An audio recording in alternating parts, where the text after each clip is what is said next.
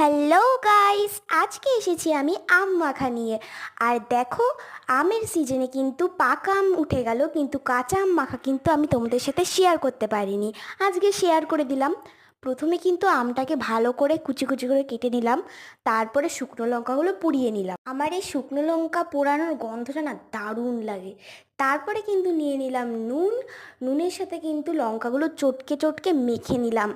আর এখানে যেহেতু আমি ঝাল খেতে প্রচুর পছন্দ করি, তাই কিন্তু আমি এখানে দুটো লঙ্কা ইউজ করেছিলাম। এরপরে আমের ওপর দিয়ে চিনি ছড়িয়ে দিলাম।